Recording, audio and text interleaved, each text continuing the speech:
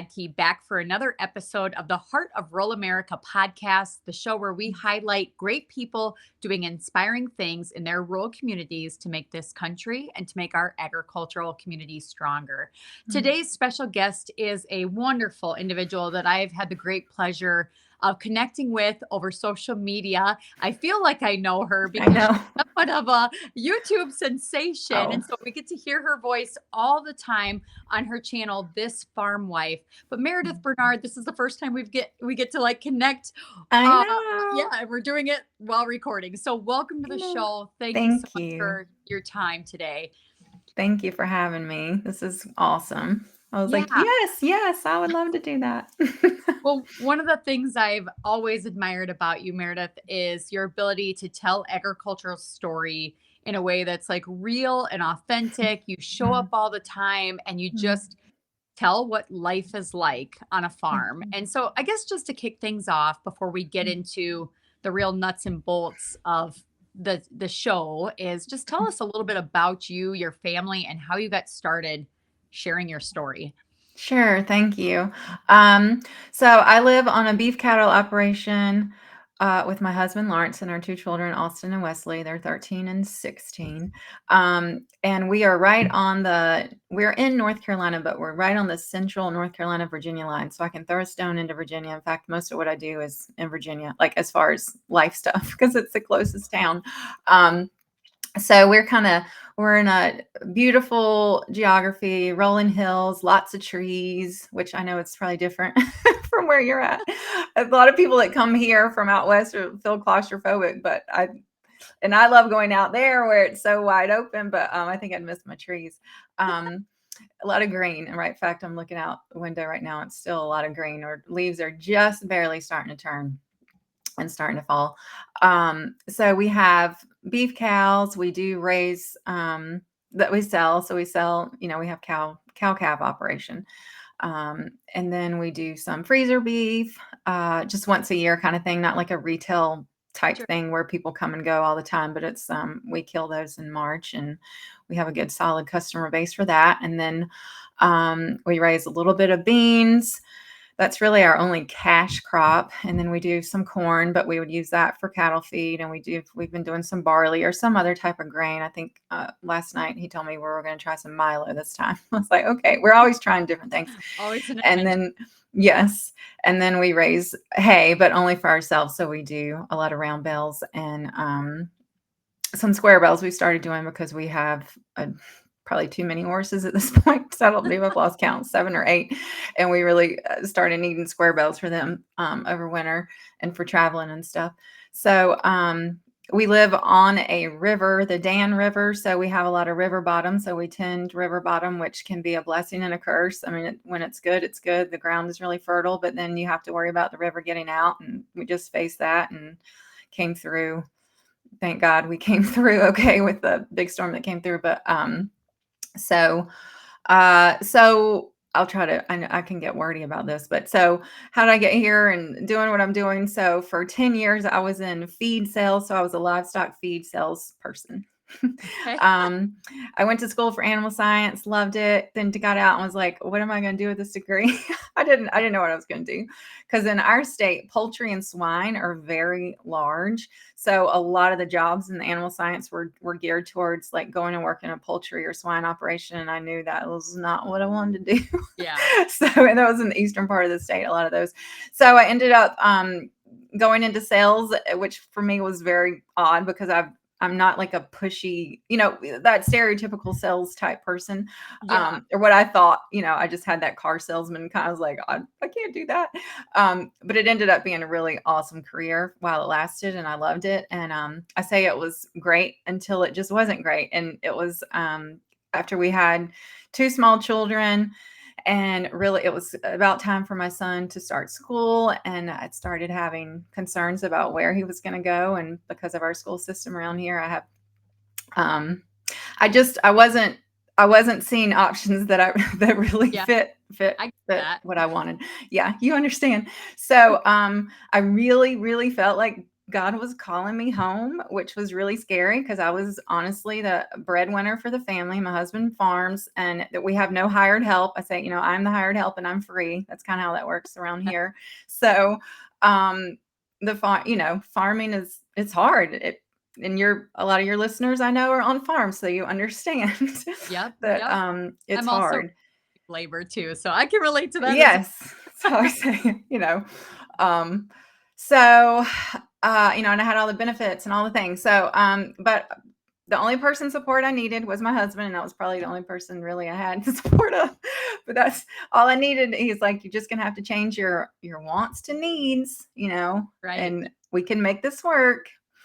And that's what I did. And we have made it work. And there's been some really lean times. I feel like we've gone up and down and we're kind of in a really lean time again here. But I know we all are in this Yeah. economy that we're in right now. But it's been a blessing. So when I quit, I started a photography business because the farm just lends itself well to photography. And I just found a passion there that I didn't even know I had. And I really built that into something great for several years. And then I started writing. I started a blog, and that was something I'd never done, never even like had any idea that was something I'd want to do, but found that I really had, I don't know if a gift is a word or not, but I was able to, put things Right. in words.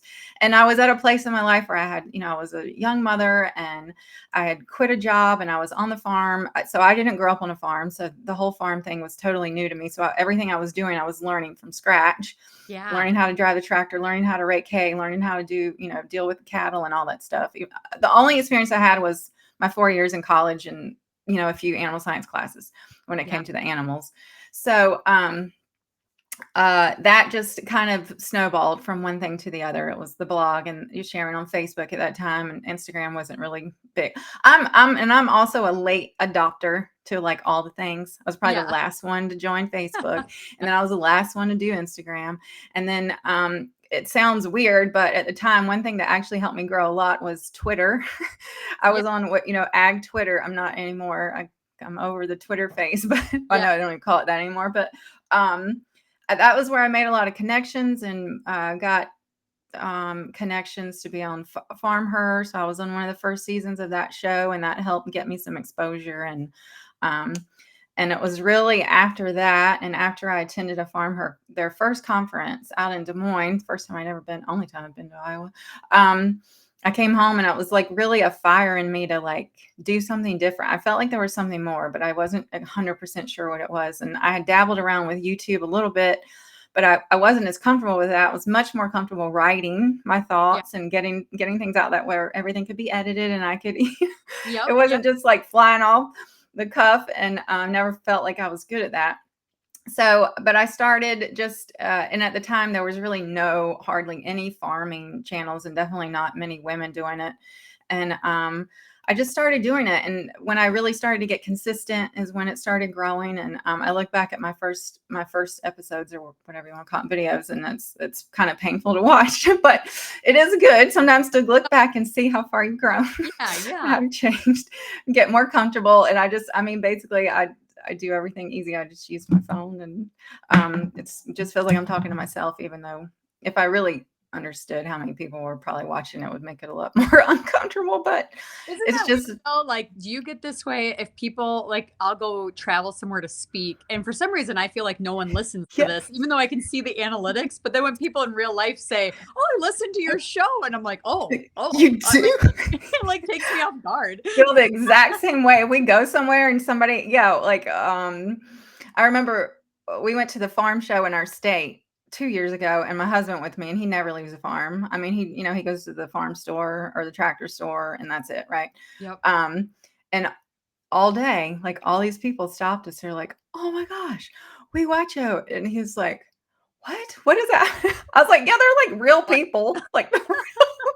There are real people out there that actually watch it, and it's a very weird thing. It's a It weird thing. is. I never quite know. It's like, thank you. Like, I don't know how to Yeah, respond, you I know? don't either. And it's like, oh, well, I just like thank you for your support. Thank you. Yep. I mean, it's really cool. It It's really is. cool to know that people do watch and care and are learning, that Yep. we're doing good. We're doing our best to get our Yep. message out there. You do such an amazing job of that with everything you do. Has it been, so your channel's This Farm Wife, and if you Yeah, guys right. watched, it's amazing. She's so relatable, and then she's got a full range of products that you can buy that are just like perfect for, they're so cute.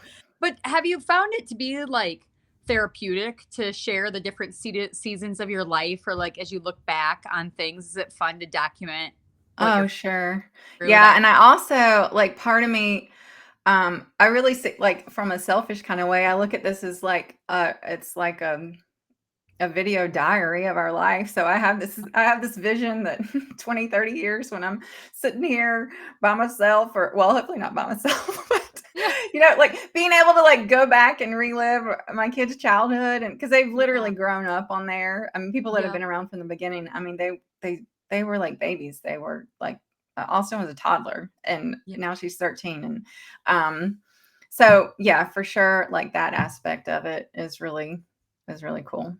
Well, I commend you for it because it was last year or the year before, I had gotten this like TV deal. Like we were going to have a weekly Oh, episode of the farm, faith, yeah. faith, freedom, farming, all the things. Oh, yeah. We shot like 4 episodes, and I was like, I cannot keep up with this because I feel like we get outside working and it's like we're just in such a hurry to get everything done that I'm like, by the time I would move the camera around and do all the things, Yeah. so hard for me. So I think it's amazing you can do this because I had to pull the plug. That's honestly why I started podcasting, because I'm like, well, I can record like this, but Control that. I, Yeah. I Well, couldn't. if I Outside that's is too why, hard. like, I feel like I'm a lot different than a lot of other YouTubers because I don't use all the fancy equipment. Like, if I had to, and I've bought some of it and it's literally Yeah. sat in the box. Yeah. So, Yeah. like, thankfully these phones these days are just, I mean, they're really awesome. So And that's most of really what you my do is only on overhead. your phone. So, Yeah. yeah, I literally do Yeah. everything on my phone. That's So I don't probably what use, broke me because the yeah. fancy TV station was like, here's all the gadgets. And I'm like, I'm not a Oh, gadget yeah. person. Come I on. wouldn't be able to do it either. You can't just, I mean, this is in my back pocket. So, like you say, when something's happening or going down, I can throw it out. And it was just last year that I finally realized that I could get this like magnetic thing to put on the back. So that is coming so handy. I'm like, why did I not do that years ago? So I can Wow. stick it up on a gate or the tractor or truck or whatever and get like a different view. Cause I'm always just like, Yep. I know. Yeah. Right. go gadget arm. It's never long. That's awesome. The things you learn through the process of recording Yes. life. Trial by fire. Hmm. Well, tell me a little bit, in recent months, you've switched to sharing more about your faith. How has Yeah. that evolution come about? Well, And it's kind of how, funny. It's kind of it started that way on my blog. Like when I started blogging, it was all faith-based. And that's how I got into writing. And like I was in all these little faith blog circles, and we went around and did all the blog share. I don't know if you remember how cool. that used to go with Yep. blogs. You'd like Yep. um and then I kind of transitioned more to just like the farming. And of course I Yep. would throw in stuff here and there, but I think it's also just been a personal my personal spiritual Hmm. journey, you know. Yep. It's ebbed and flowed, and thank God he's drawn me back closer to him, and I feel like my faith is stronger now than it has ever been, and I'm closer to him than I've ever been, and he's opening doors for me to be able to share more, and I'm more comfortable sharing, I feel like, you Yeah. know. And so, and like I was telling you before we even started recording, and I have definitely found that it seems like lately the more I share my faith, the more followers I lose. But that's like Yep. I'm just at a point where I just don't care. I think a lot of that's my age too. I'm almost 46, and I'm just reaching that point where, there's I know what's important, and I don't care about that anymore. I figure he's going Yep. to put me in front of the people he wants me in front of, and I still have a decent size following, and I want to use what I really believe he's given me. He's allowed this platform to expand and grow, and I want to use it for his good and his glory, because that's really the only thing that matters. I Yeah, mean, I'm at that stage in my life too, where it's like I had people maybe 5 years ago say, Amanda, you're sharing your faith too much. No one's going to invite you to speak, and it's mm-hmm, hurt you. And like you said, you do lose followers. Seems mm-hmm. like the algorithm buries you every They time do you not share like your faith. Jesus. Yeah, they do not like Jesus. But I'm like, I think it's important to pay the cost. Like, what is Hmm. the cost of following Jesus? If that's the cost, well, it's pretty minimal, but it's Exactly. amazing how the Lord at least I've felt like has reaffirmed me along the way and like put Mhm. the right people in my life, maybe Yes. taken people out Yes, of my life that shouldn't for be there. sure. And I'm For sure. speaking more than ever too. So it's like Mhm. but it's now it's He's like, providing. yes, he's providing. He's like, yeah, and then yeah, being able to share the faith component too on the road. It's Mhm. so like those are my favorite ones where it's just like people really get to see your heart then and your soul. Yes. It just the superficial. Not that agriculture is superficial, obviously, but No, I know. it's a part of me. It's not who I am though. Right, and that's what's got yeah, like, there's not a separation Right. Right. anymore, right? And I feel Exactly. like I kinda did that for a while, and I was Yeah. like, "Well, that's dumb. That's so Right. dumb because that's who I am, like, it's a part of who I am. It's who I Hmm. am. That's my identity. My Right. identity's in Christ. Right. So I Right. can't, like why would I not show that or talk Yeah. about that? Right. And then, like you say, I've definitely found the same thing. He's definitely brought people into my life that like my best friend Jen, and we have a podcast now, I See You God podcast. So it's Yeah. all faith based, it's 100% faith based. Yes. And like that's just been one of the biggest blessings in my life. And he's definitely taken other people that I was, spending too much time online being influenced by. I feel like probably that, Yeah. Yeah. you know, so thank God. So, yes. So tell us about the podcast. What's it called? Where can folks? Yeah, so it's called I See You God. And we've had 2 seasons. We we treat this very it's been very kind of fly by the seat of our pants. I get it. It Mine was too. like we came up, we were like we were constantly having these faith-based conversations Yeah. ourselves because she was she's one of 2 people that I'm on. I don't know if you're familiar with Marco Polo, that app. Oh, yep. Yep. Okay. So I never heard of it, but when I started talking to her, she's like, "I use this app to talk to some." I was like, "Okay." So we started, we every day now, several times a day. That's how we communicate back and forth. And so we were having these conversations, and then I had like for a long time I had thought, I definitely don't want to do the podcast thing. Everybody's got a podcast, whatever. Yep. And I mean, and Yep. like I just never had a heart for it. And then after we started talking for a while, I started to feel like I don't know, maybe a podcast would be fun. Maybe that would be something. And then I didn't say anything. And then she mentioned it one day. I was like, okay, well, Okay. actually, I've been having the same idea. So she's like, we're already having these conversations. It might be something that we could just throw out there and other people could relate to. And like we went into this with no what's the word I'm looking for? Like expectations. Yeah. Like we're not treating this as a business or anything. Like it was just like, well, let's just record 12. Like we did them all like through the summer, and then we'll just put them out in the fall, and we'll see if what kind of response we get. If people like it and they want more, then maybe we'll do some more. So we did Sure. the first 12, and then over the winter we took a break, and we took a longer break than we anticipated, and we I don't even know what our numbers are. I really don't. But Yeah. we get messages from people saying, "Are you coming back? We really enjoyed that." It was like just Right. sitting down with 2 friends, having coffee, and just talking about the Bible and scripture. And so we did 12 more, and then now we've come back. We've just done 3 in a row, and we're trying to do this now. We're just doing it live. We're doing it live on YouTube, and then so it's up there, and then we got to get it out on the platforms. But that's been fun actually, because we never like rehearsed anything. We would just we actually based it to begin with off this little Elizabeth Elliot quote book. I don't Oh, know if I you're love it. familiar with Elizabeth Elliot. That's literally what we started out. We're like, we're just going to go through one of her quotes and the scripture, and then just use that like as our little springboard for something to talk Yeah. about. And then and so these last 3 we've gone a couple different directions. Like the first one we actually did totally different. We talked about like supplements and health because we had promised everybody the last season that we would do like a fun one like that, and we didn't do Yeah. it. So that was totally different. Like, don't worry, we're not going to do this a lot, but a lot of y'all wanted to know, so we'll talk about Right. our health journey. Yeah. And then the second one we went back to that, and then this past week we did one about the hurricane. But it's fun. It's been fun, and it's been, who knows? We are gaining some traction with that. So her son, Jen's son, does the editing and uploads it for us and stuff. And he's like, you need to push this. Like your numbers are doing good. Like you need. We're just like, okay. Well, I mean, we put it out there. We say we've Yeah. got to. He's like, Right. y'all are so close to being able to be monetized. And I'm like, oh, really? Okay, well. maybe we'll What is see that? about that. Okay, right. But it's been just more of a fun thing and a way for us to, I mean, having these conversations with her is always fruitful for me. And so, if it helps one person out there draw closer to God, and that whole I see you, God, that's something that she would always say. And I was like, when we were trying to think of a name, I was like, Jen, we have to just call it I See You, God podcast. Yeah. Yeah. Because it's just like this constant reminder that he's always around us. He's everywhere. And if we just take the time to just look, like we're going to see him. You're going to Yeah. see him working. You're going to see him, or you're just, in nature. We both love to be outside and walk. And we do a lot of that. We do a lot of talking back and forth when we're taking our walks. But yeah, so that's the gist of that. I love it. I'm so grateful that you two are doing that. And I've enjoyed the episodes myself. Oh, thank So you.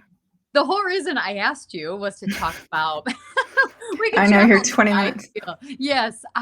So you mentioned the hurricane. And Mhm. so I'm in South Dakota, far away from any type of hurricane. No, for I sure. was in West Virginia a couple weeks ago and the weather Oh, was wild. We were kind of wow. up in the just where it was raining and windy and crazy, but Right. thankfully I got home and was able to Right. fly home with no delay. But now we're starting to hear the reports, and I feel like I'm getting a lot more information from people who actually live in the communities Yeah. that have been impacted, that are sharing their stories on social media than anything that's really being reported on the mainstream news. But we're talking Mhm. about 100-year flood and I've death. heard 1,000.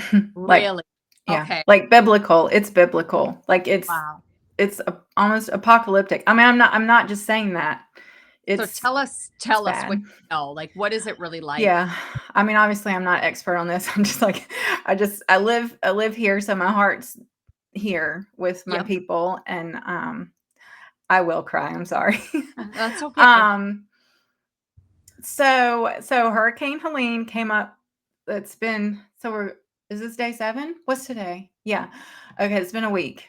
When she hit Florida and came up, and of course, I mean, the whole path was there was destruction the whole way up. Florida, Georgia, South Carolina, and then I'm in North Carolina, Virginia, parts of Virginia, and parts of Tennessee, East Tennessee. But she came up through the western part of our state, and if you were in West Virginia, it would be very similar. So it's very mountainous, and lots of hills and gullies. We call them Yep. hollers. They call Yep. them valleys. um, Creeks and streams and rivers. I mean, everything around there is named for a creek or a stream or a river or whatever. So and a lot of these places, a lot of these people that live in the mountains, like they're already in a lot of the places are already hard to reach, like on a good day, like just Yep. windy one lane roads, dirt roads, gravel roads. So what happened was they had already had, like, there had been a system that had come through and already dropped like an immense amount of rain. I don't remember, 12 or 15 inches, which itself was horrible, like Yeah. before the storm. And then the storm came through, and areas of the mountains got 30 plus inches of rain. So what happened was it just caused torrential mudslides. Literal, like, entire towns were washed away.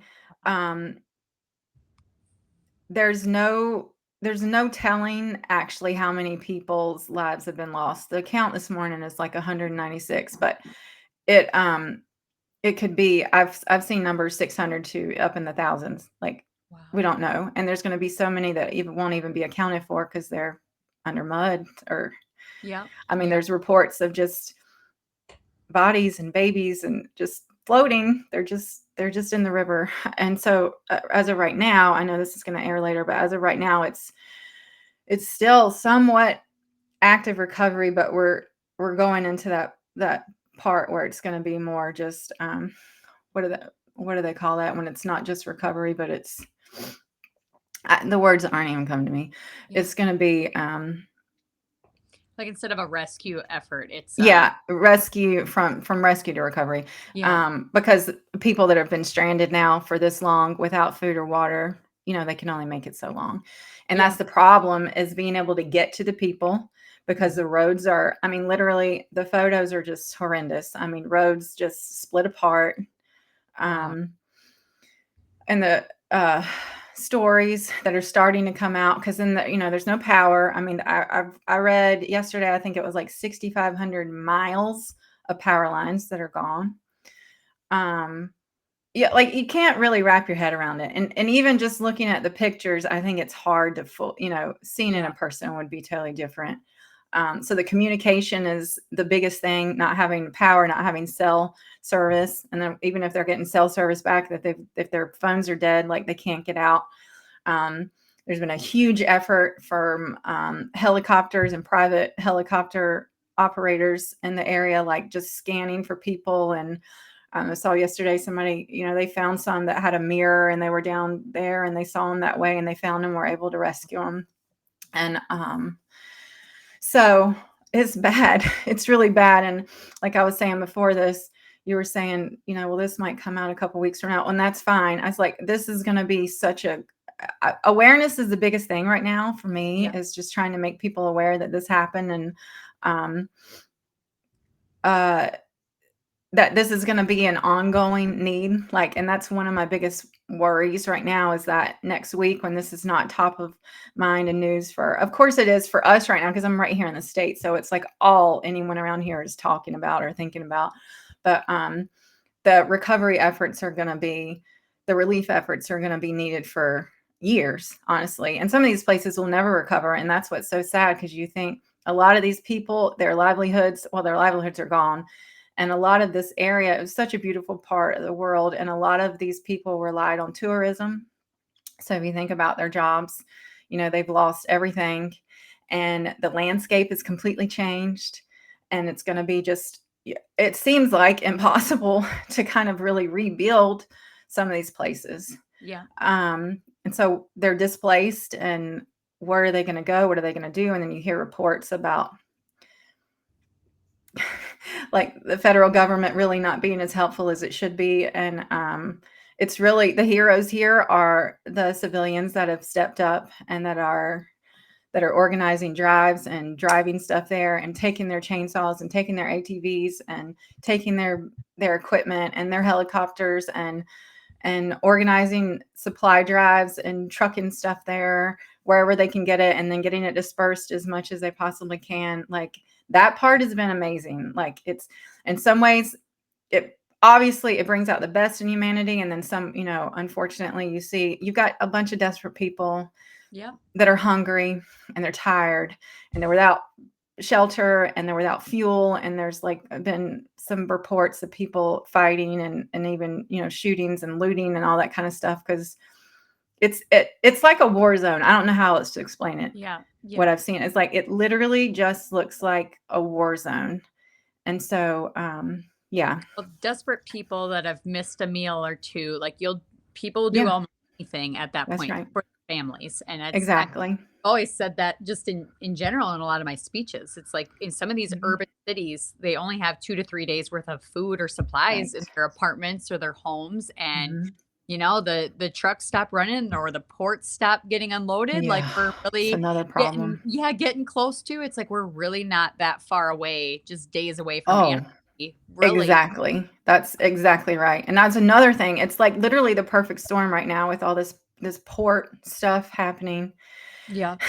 So like around here, I'm going today. So I've been doing a drive online, whatever, money. I've been collecting money, and it's been absolutely like, I'm just floored. I'm up to like 27 or $28,000. Wow. Never dreamed, never. So thankful. Yeah. So I'm heading out this afternoon with some friends from my county. This was we at my county farm bureau. I serve on the board and the women's committee, and so we put together this drive. And we thought, well, we'll just collect what we can. And then when I was like, well, I'll just put my Venmo out there, because I do have this larger audience that I know will Yep. want to help.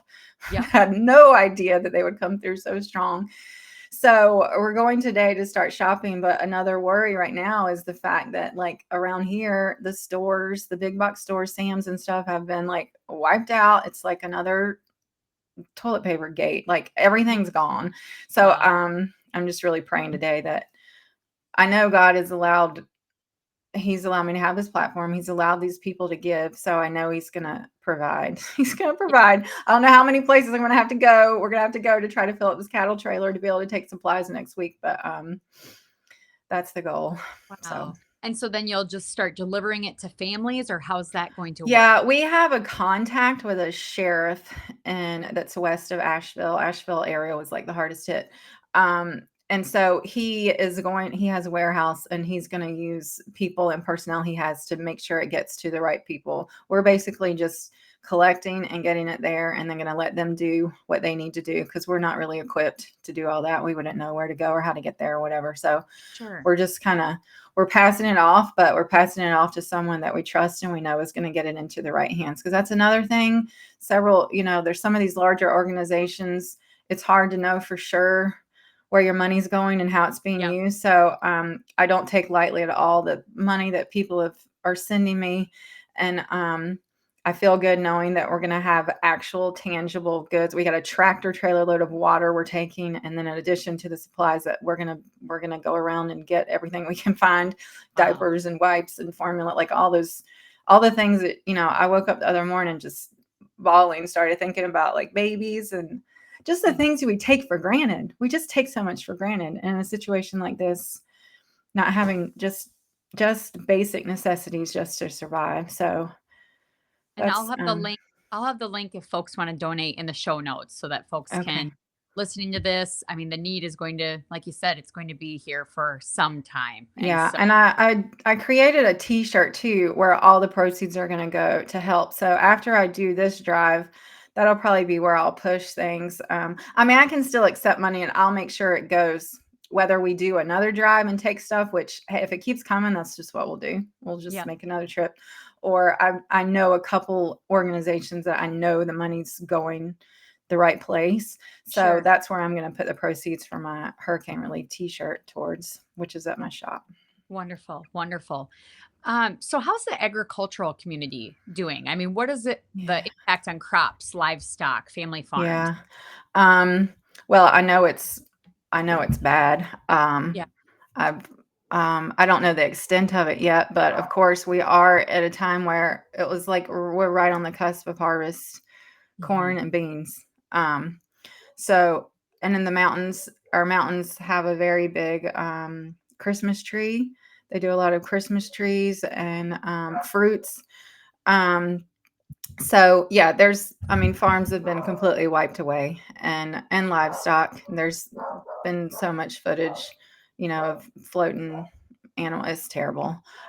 So there are a lot of people and organizations and like farm stores I know around here too that are collecting those types of items and hay is going to be a problem. We're getting ready to go into winter. And so with the animals that are left, now they've lost their hay and everything. So there's a lot of those drives happening as well. And that's awesome. The ag community, they're so close and they're going to be so good at supporting. And we've already seen that. I was talking to a friend for the company that I used to work for. And she was saying how at this store, farmer, they're using their tractor trailers to take items over there for producers and growers. And she said farmers are calling it when they place their order, they're putting like extra pallets. They're saying, here's another $1,000, put a pallet of this on your truck going west. And I love that so much. Wow. Mm-hmm. Well, with just a minute left of the show, what would your parting words be? I mean, the rest of the country is listening to this. What's fundamentally something important they need to know moving forward here? My biggest plea would be just to be aware and if you have the means and the ability to support in any way, and that includes prayers. Like prayers are not futile or worthless, and they're free. And I mean, I'm saying that very seriously. I think a lot of times we think, well, I can't give it because I that's what's just floored me is how giving people have been in this is the economy that we're in right now. Like it is sacrificial to give anything right now for most anybody. So, and the thing is that we're the biggest thing for me, and this has always been my thing, is that we're better together. And, while I can't do everything and you can't do everything, together we can do so much, $5. It doesn't matter. Whatever you can do, helps. And I believe just like the loaves and the fishes, God will multiply it, and He has. I That's think He right. will He continue will. to. He will. And we've got to be the hands and feet of Jesus That's here. right. And so thank you so much for your heart, Thank Meredith, you, for Amanda. all you do and how you're using your platform for good. So I Thank hope the you. next time I have you on the show, we get to talk about something more. Something more fun. Yes, yes. But thank you so much. I'll provide all the links in the show notes. And truly, I hope we get to meet on the Dusty Me Trail one of these days too. I really would love soon. to hug your neck. Yes. God bless you. You too. Thank y'all.